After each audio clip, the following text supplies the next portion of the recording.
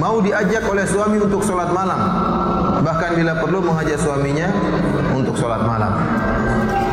Ini adalah istri yang salehah, yang tatkala diajak suaminya sholat malam dia mau, bahkan bisa lebih baik lagi dia yang mengajak suaminya untuk sholat malam. Ketahuilah ibu-ibu yang dirahmati oleh Allah Subhanahu Wa Taala bahwasanya tidak mungkin sebuah keluarga meraih kehidupan bahagia kecuali jika keluarga tersebut menjadikan akhirat sebagai orientasi kehidupannya, tujuannya utama kehidupannya.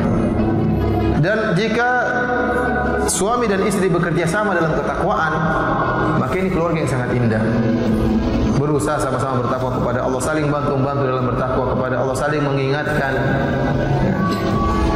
Karena terkadang suami sulit dinasihati oleh orang luar, tapi kalau istri nasihati mungkin masuk.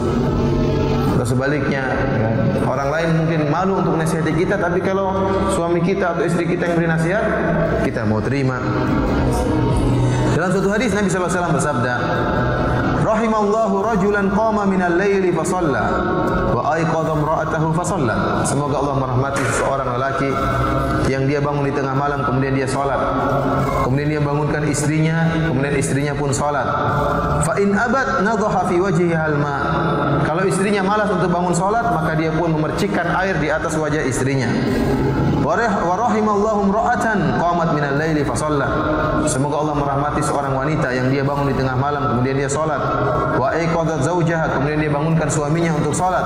Fa in aba nadhahat fi wajhihi al-ma. Kalau suaminya enggan untuk bangun, maka sang istri pun memercikkan percikan air di wajah suaminya untuk salat. Dalam riwayat yang lain, Rasulullah SAW mengatakan, "Idza aiqadha ar-rajulu ahlahu minal laili fa shallaya aw shalla rak'ataini jami'an, kutiba fi dzakirina wadz-dzakirat." Jika seorang lelaki membangunkan istrinya di tengah malam kemudian salat bersama 2 rakaat, maka dua-duanya akan dicatat sebagai az-zakirina wadz-dzakirat, yaitu lelaki, golongan lelaki dan golongan perempuan yang banyak berzikir kepada Allah Subhanahu wa taala. Dan ini sunnah ya. Kalau Allah mengatakan boleh seorang suami dan istri salat berjamaah dengan syarat tidak menjadikan satu kewajiban dan selalu demikian, tapi boleh saja. Dalam hadis ini jelas kata Rasulullah sallallahu alaihi wasallam, "Au shalla rak'ataini jami'an," salat sama-sama 2 rakaat, berarti boleh. Dan dalil-dalil menunjukkan bahwasanya ya, asalnya salat-salat sunnah itu tidak dikerjakan secara berjamaah kecuali yang ada dalil yang menunjukkan akan hal itu.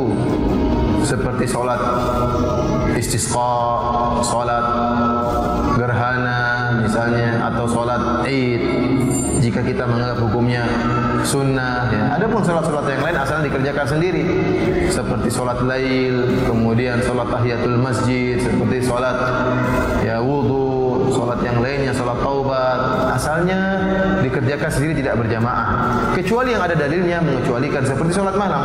Salat malam ada dalil menunjukkan Nabi sallallahu alaihi wasallam meskipun di luar bulan Ramadan terkadang berjamaah. Rasulullah SAW pernah salat bersama seorang sahabat dalam salat malamnya. Ya. Beberapa sahabat pernah salat malam bersama Nabi sallallahu alaihi wasallam. Akan tapi tidak diriwayatkan Nabi sallallahu alaihi wasallam senantiasa salat malam bersama Aisyah, tidak. Oleh karena para ulama mengatakan boleh seorang suami salat malam dengan istrinya ya sesekali ya, tidak mengapa. Namun tidak menjadi rutin harus tiap hari. Sering-sering juga tidak mengapa. Sebagaimana berdasarkan dalil yang telah kita sebutkan ini. Kata Nabi sallallahu alaihi wasallam, "Idza aiqadha ar-rajulu ahlahu minal laili fa shallaya aw shalla rak'ataini jami'an."